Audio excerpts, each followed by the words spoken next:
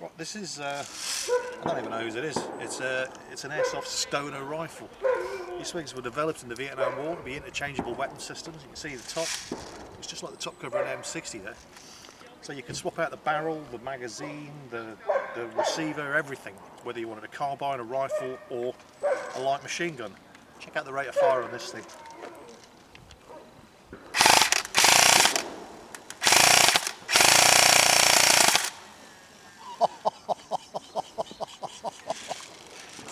That is awesome. Believe it or not, Combat South actually has its own emergency room. One of the players from my old team, Doc, is actually a Royal Navy Surgeon Commander, and they've set up a little sick bay. Check this out. Yeah,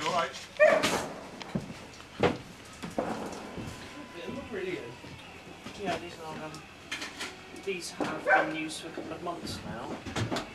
So, I'm allergic to wasps, but anyone else that's anaphylactic, we use a system with it.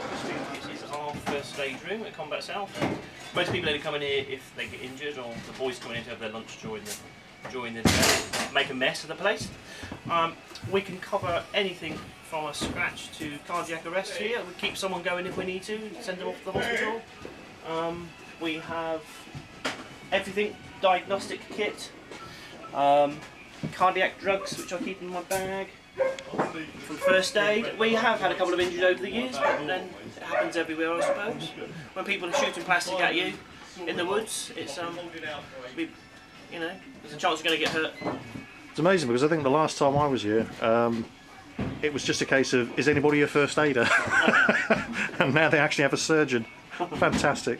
This place is better kitted out than most emergency rooms. Yeah, and we have a lot of the lads that come up here play are paramedics, and we have a lot of the doctors come up here and play. So yeah. People are quite safe if they come up here, if they should get hurt. Right. Well, cheers, Doc. You're very welcome. Right, folks. You remember Dan from the previous video? He's going to explain the thing that they call martial law here at Combat South.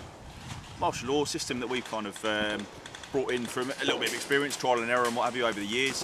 What we do is we take shots at players ourselves as the marshals in a low visibility kind of way, so take a yellow vest off and what have you, get ourselves into a position that another member of the other team may be, and just take an odd one or two shots, not at people that we think are cheating, just randomly throughout the day, random testing, and make sure that the players are taking their hits. That way we can get a good feel if people are being good and what have you, because it does happen, there is cheating. It's very, very sad. We have to keep a lid on it. Obviously, there's no clear mark whether you've been hit or whether you've hit a player. So it's a game of honesty. We just need to make sure people are being honest.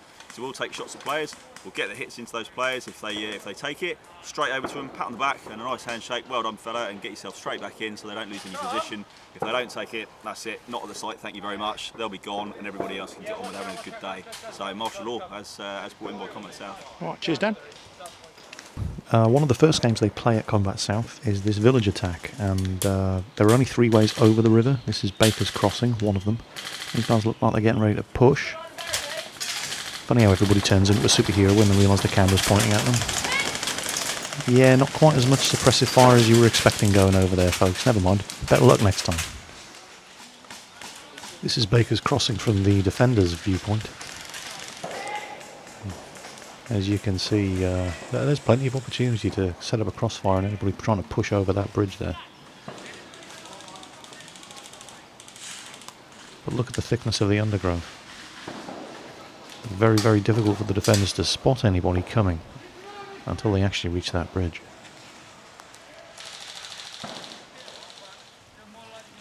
Meanwhile, covering the main bridge with the checkpoint. Here's the defence from the other side.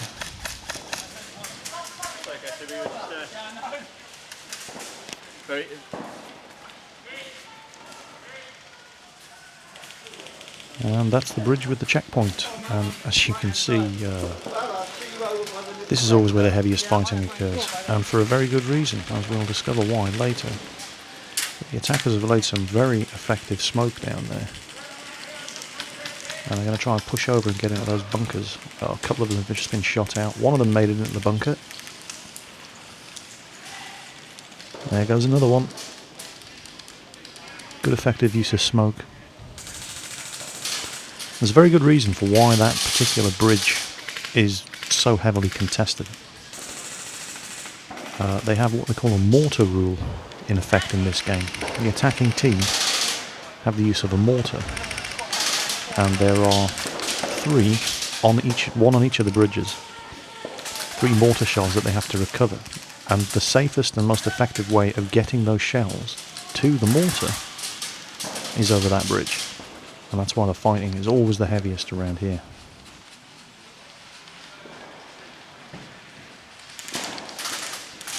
Let's head over and talk to one of the marshals, get him to explain exactly what using this mortar entails.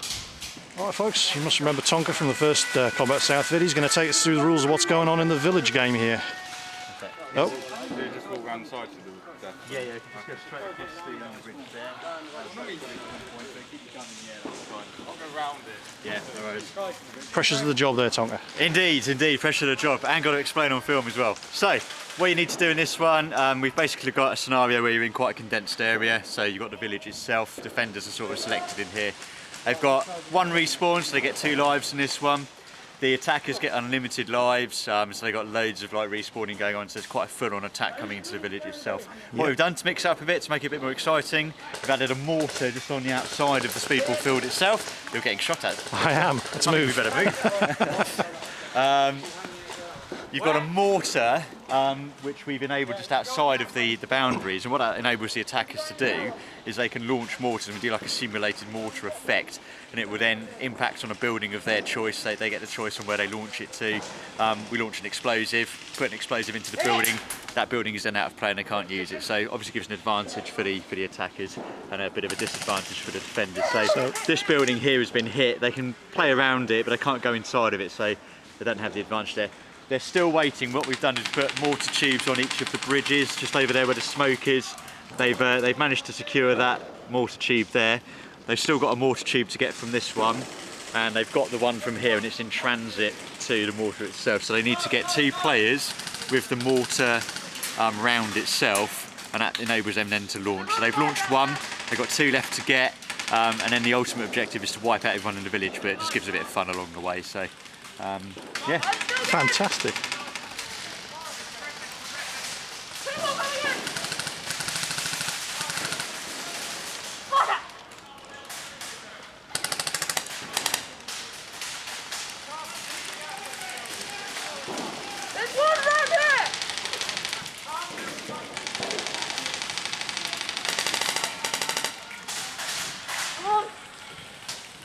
Yeah, I think those attackers are getting a bit too close for comfort for this guy.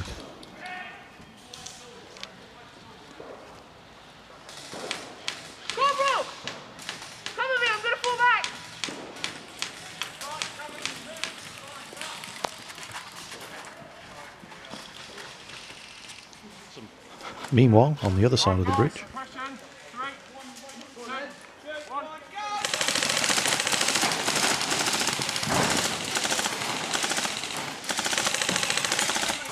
oh, that fella's dropped his G36C, split the foregrip. You can see the battery's popped out there. He's doing some field surgery on his rifle. Trying to get the battery back in and the foregrip closed up.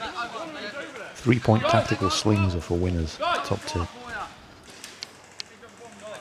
Take it, move up the ridge and go round. Right, they need to get that mortar.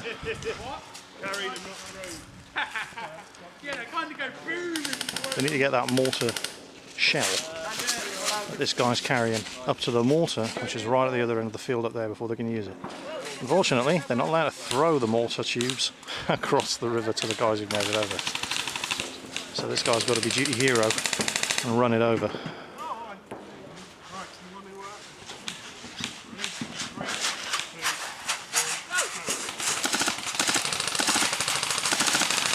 Two sets of mortar tubes there. Oh, they made it. Good stuff. This is where we need to go. As far as you can that way, you two. Huh? You know, we can just move in here up there. Drop down, go up there. Just go around right over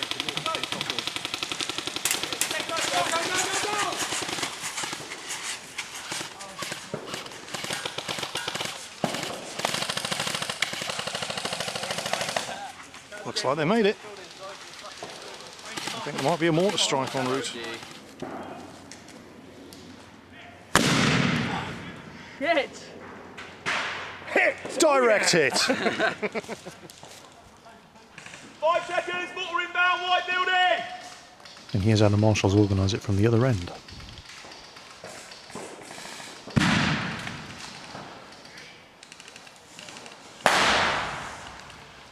White building cleared, outside! Everybody in his deck, guys, clear the building!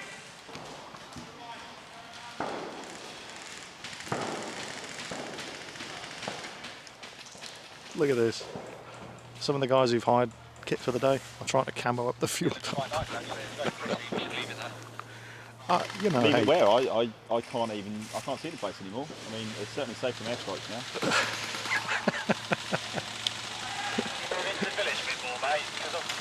10 out of 10 for effort.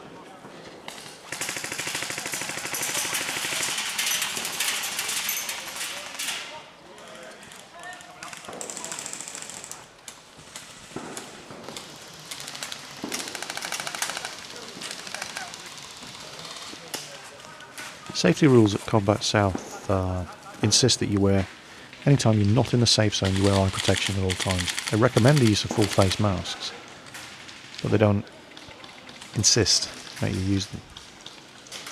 Hatchet here is about to get involved in a bit of CQB, so he's popping his mesh face mask on for close encounters. The amount of people who've had teeth shot out playing this game, you might really seriously want to consider it.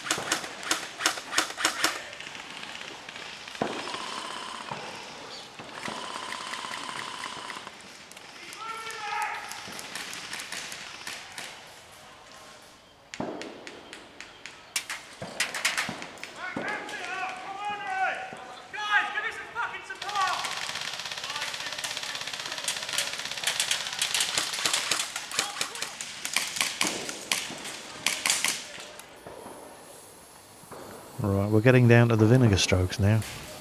There's only 2 or 3 buildings left to clear and then the attackers have secured the village. So it's pistol time.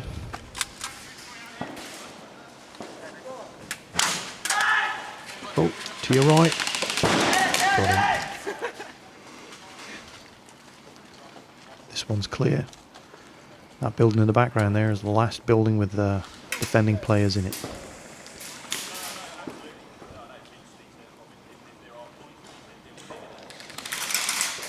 Hatchet goes in. Now, the only defenders are left. They're actually on the first floor.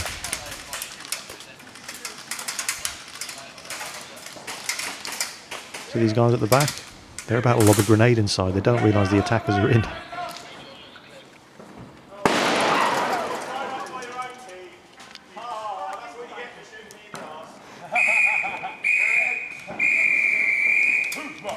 Game over.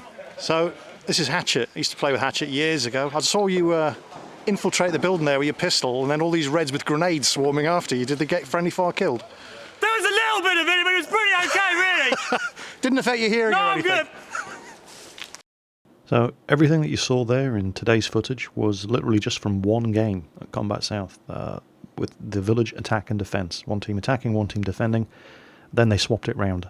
Roughly 40 minutes per game, so an hour and 20 minutes of gameplay. If you're interested in playing at Combat South, full details in the description below. There's the Woodland site, which you've seen in the Airsoft videos I've done so far.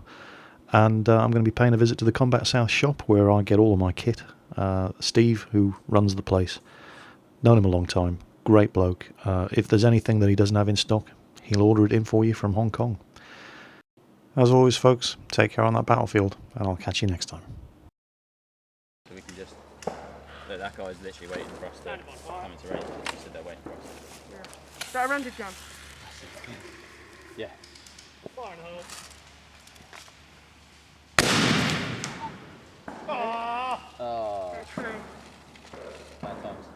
See if we can do that without somebody walking in front of the camera right as you say it. Right, stand by. And Hello, this is Rob of the Massive Nipples. He's recently broken up with his girlfriend, but we're not mentioning it. That's look why. at the size of those nipples! Apparently she was jealous that his were bigger than hers. Rob, he has massive nipples.